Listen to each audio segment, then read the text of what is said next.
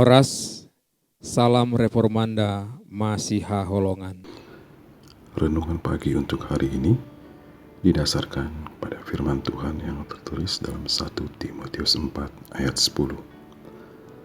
Itulah sebabnya kita berjerih payah dan berjuang, karena kita menaruh pengharapan kita pada Allah yang hidup, Juru Selamat semua manusia, terutama mereka yang percaya.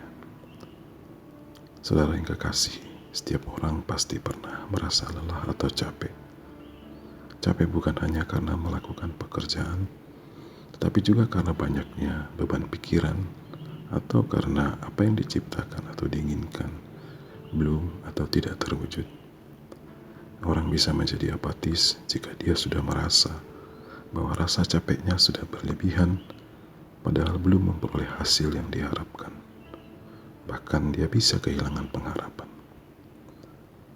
Kita sendiri pun barangkali pernah merasakan suatu penderitaan akibat usaha kita yang tidak membuahkan hasil, padahal kita sudah menghabiskan waktu, tenaga, bahkan uang.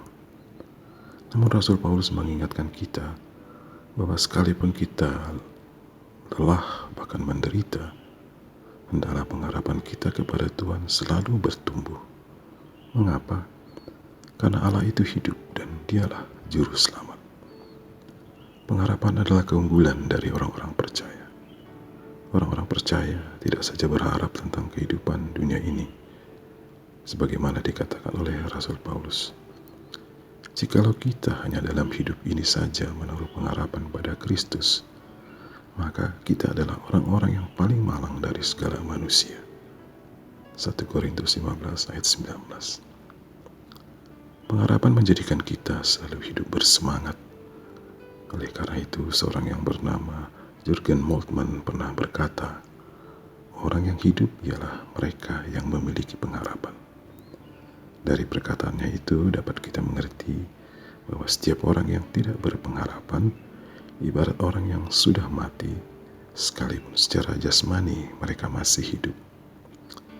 Orang yang hidup di dalam pengharapan akan senantiasa hidup penuh sukacita, dan mereka akan hidup di dalam doa.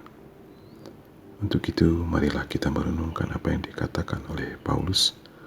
Bersukacitalah dalam pengharapan, sabarlah dalam kesesakan, dan bertekunlah dalam doa.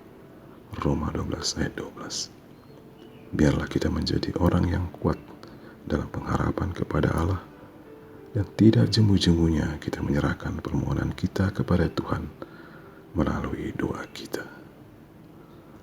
Marilah kita berdoa dengan doa Bapa kami. Bapa kami yang di surga, dikuduskanlah namamu. Datanglah kerajaanmu, jadilah kehendak-Mu di bumi seperti di surga. Berilah kami pada hari ini makanan kami yang secukupnya, dan ampunilah kami akan kesalahan kami, seperti kami juga telah mengampuni orang yang bersalah kepada kami. Dan janganlah membawa kami ke dalam pencobaan, tetapi lepaskanlah kami daripada yang jahat. Karena Engkaulah yang punya kerajaan dan kuasa dan kemuliaan sampai selama-lamanya. Anugerah Tuhan kita Yesus Kristus dan kasih setia Allah Bapa dan persekutuan Roh Kudus menyertai kita dari sekarang sampai selama-lamanya. Amin. Demikian renungan kita pagi ini. Selamat berkarya bagi Tuhan. Tetap semangat, tetap sehat. Salam reformanda, Masiha Holongan.